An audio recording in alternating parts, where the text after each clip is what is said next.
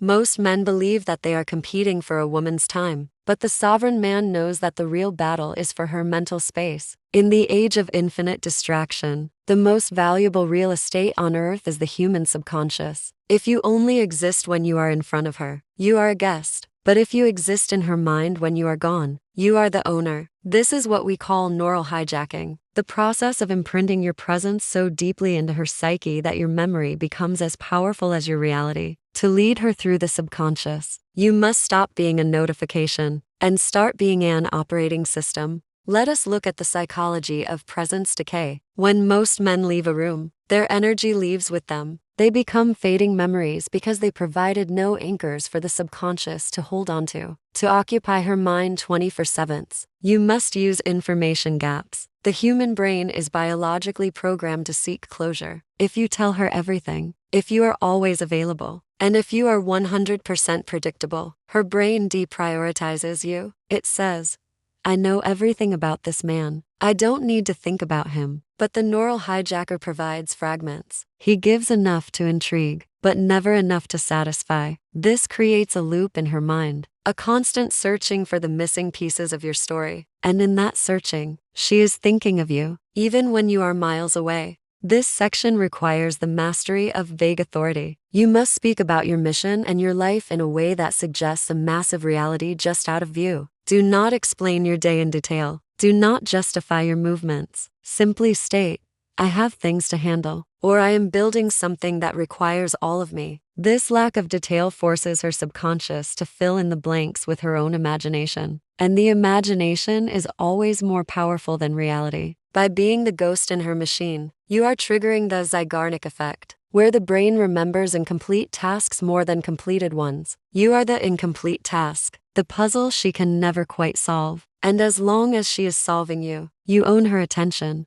To occupy the subconscious, you must move beyond words and into sensory association. Your goal is to turn her environment into a trigger network that reminds her of you. This is done through psychological overshadowing. You must link your presence to specific, high emotion, or high pleasure stimuli. Think of a specific scent, a dark, heavy, and masculine fragrance that you only wear during moments of peak intimacy or deep connection. By repeatedly pairing this scent with a high oxytocin state, you are conditioning her nervous system. Later, if she smells that scent, even in a passing crowd, her brain will flash back to you. You have hijacked her olfactory system, and you now own a part of her memory that she cannot control. Auditory anchoring is the next step. Use a specific tone of voice, the low-frequency rumble we discussed in the afterglow. Speak to her in this tone when she is in a state of flow or surrender. This tone becomes the audio key to her emotional vault. Weeks later, if you send a voice note or speak over the phone in that same frequency, her body will physically react before her mind even realizes what is happening. Her cortisol will drop, her heart rate will slow, and she will feel the gravity of your frame. You are not just talking, you are tuning her nervous system to your frequency. This is how you maintain the lead across distance, by carrying the echo of your presence in her ears.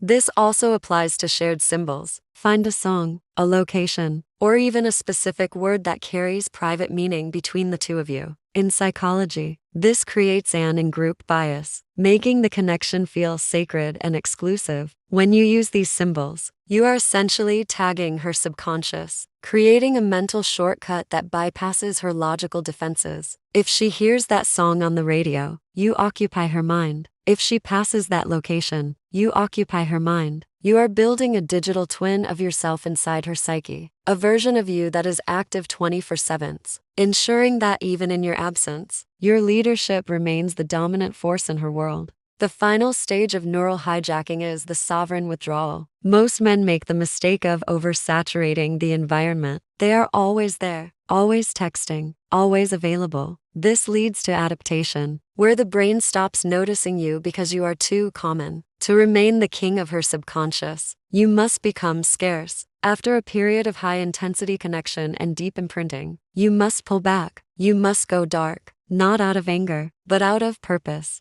When you withdraw, her subconscious goes into withdrawal. All the anchors you have set, the scents, the tones, the symbols, they start to fire in your absence. Without the real you there to satisfy the craving, her brain begins to idealize you. It ignores your flaws and magnifies your strengths. This is where devotion is born, in the silence, in the longing, and in the space you have left behind. If you are a sovereign man, you are not afraid of this silence. You trust the anchors you have set. You know that the more she searches for you in her mind, the deeper your roots grow. This is the difference between control and leadership. Control requires constant effort, but leadership is effortless once the subconscious is aligned. By hijacking her neural pathways, you are providing her with an access that she can always return to. You aren't forcing her to think of you. Her brain is choosing to think of you because you have become the highest value stimulus in her life. Stop trying to buy her time and start winning her mind. Master the gaps, master the anchors, and master the withdrawal. Build the presence that lingers, and become the only man who can never be forgotten, because you are the only one who has the code to her soul. This is the mind shift. This is the axis. Stay stoic, stay scarce, and always occupy the lead.